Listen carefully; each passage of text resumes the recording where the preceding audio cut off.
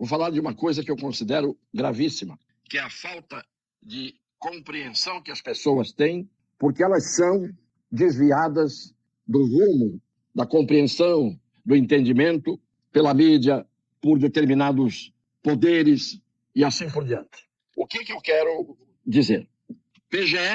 A PGR, por meio da Subprocuradora-Geral da República, a Lindora, desistiu de arquivar uma denúncia que ela já tinha pedido contra o senador Cajuru por calúnia contra o Gilmar Mendes.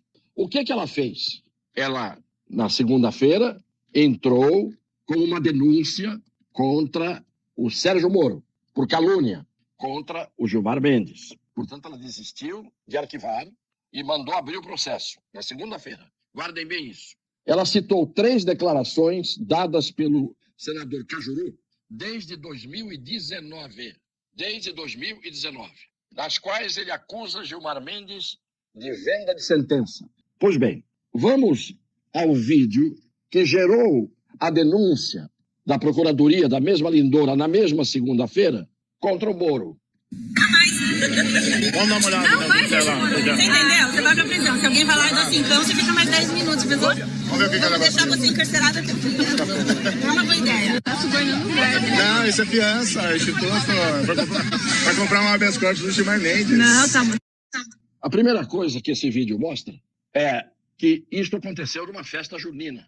E ele não tem dúvida, nós não temos dúvida de que essa festa junina aconteceu, no mínimo, no ano passado, porque a festa junina deste ano ainda não chegou. E a denúncia foi feita agora. Pois bem, isto gerou uma denúncia da procuradora na segunda-feira contra o Sérgio Moro. E no mesmo dia, vou repetir, ela entrou com uma denúncia contra o senador Cajuru, que tinha feito acusações desde 2019, 3 graves acusações contra o mesmo Gilmar Mendes, e não havia processo nenhum aberto pela Procuradoria nesse período de 4 anos. Aí o que aconteceu? No mesmo dia, por coincidência, 4 anos depois, no mesmo dia em que ela denuncia o Moro, ela denuncia o Cajuru. Vamos a esse vídeo que é fundamental.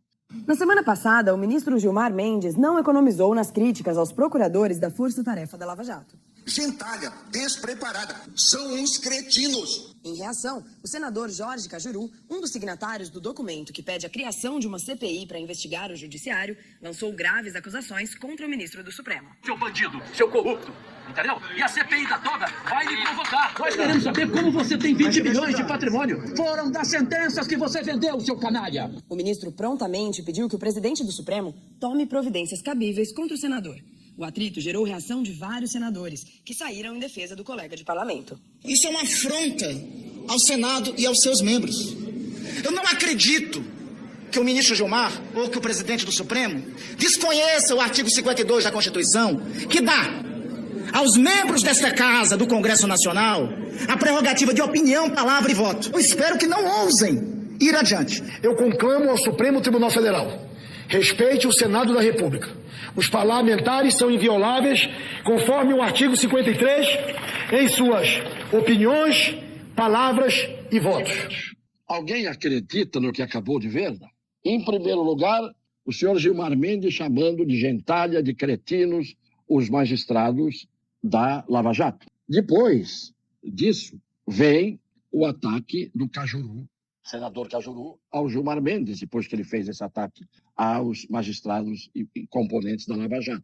E aí o Cajuru pega pesado. Pois bem, o Cajuru é defendido pelo senhor Randolfo Rodrigues, que cita exatamente o artigo da Constituição que dá liberdade de expressão plena ao parlamentar do Senado ou da Câmara. O mesmo artigo 52 que ele nega, que ele recusa, que ele refuga, que ele rejeita neste período de conversão ao torpe e ao torto. E o senhor Davi Alcolumbre faz o mesmo papel de defensor das imunidades e dos direitos, da inviolabilidade dos parlamentares, e depois todos eles viram vergonhosamente a casaca quando lhes interessou. Pois bem, não acabou aí. O pessoal aplaudiu no Senado, um aplauso unânime naquela manifestação do senhor Randolph e do senhor Alcolumbre. Depois disso, ou antes disso, aliás, foi no dia 28 de maio de 2019 também, o senhor André Janones, hoje um dos endeusadores daquilo que ele amaldiçoava antes, no dia 28/5, olha o que ele diz, senhor Janones, do Gilmar Mendes. Que esse canalha do senhor Gilmar Mendes possa dar esclarecimento. É só no Brasil para a gente ter um ministro que é amigo íntimo de um quadrilheiro, né? Porque o Aécio Neves é o chefe de uma quadrilha, um bandido, né? Que um país sério tinha que estar na cadeia, mas o nosso país está aqui. Eu ainda tenho que olhar para um safado desse, para um ladrão e chamar de colega de trabalho. Então fica aqui o meu desabafo, que o povo brasileiro saiba que o STF autorizou hoje a Vale a matar e que o STF retira desse parlamento um dos principais instrumentos de investigação garantido pela Constituição Federal, que é a Comissão Parlamentar de Inquérito. Isso abre precedentes para que ninguém compareça aqui mais. Daqui a pouco nós vamos ter que dar plaquinha de honra ao mérito a quem vem aqui na condição de investigado, porque não é obrigado a vir mais, né? É só entrar com um pedido lá no STF e o Gilmar Mendes libera. Fica com o meu desabafo.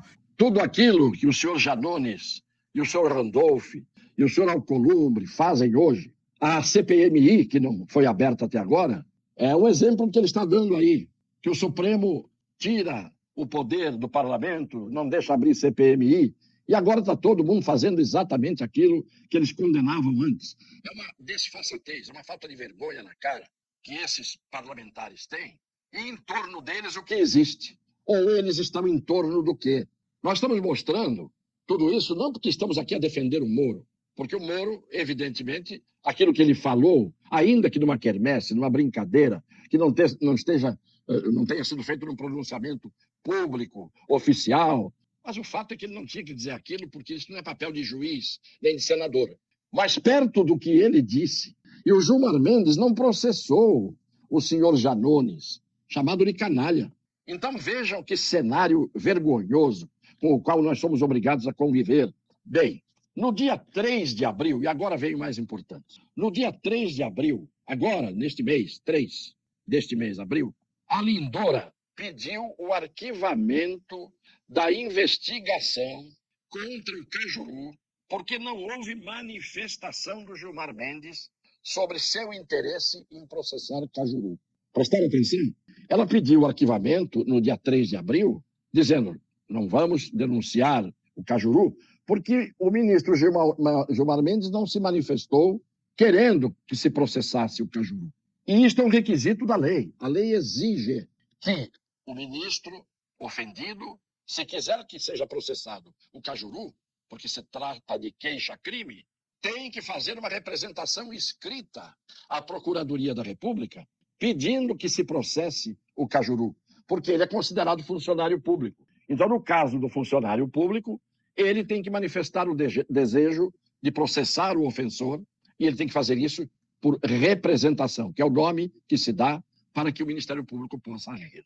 Pois bem, no dia 3 de abril, a Lindora pediu o arquivamento porque não havia manifestação, desde 2019, do senhor Gilmar Mendes sobre mostrar seu interesse em processar Cajuru. Como não processou até hoje, desde 2019, o senhor Janones.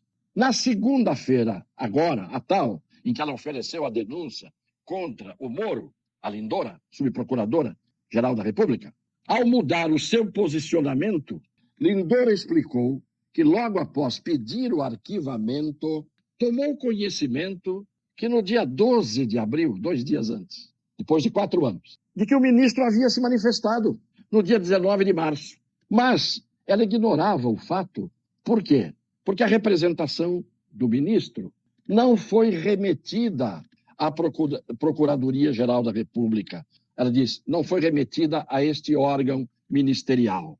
Eu pergunto, como é que o ministro Gilmar Mendes, depois de 4 anos, ele faz uma representação e não manda para o Ministério Público, não manda para a Procuradoria? Para onde ele mandou a representação?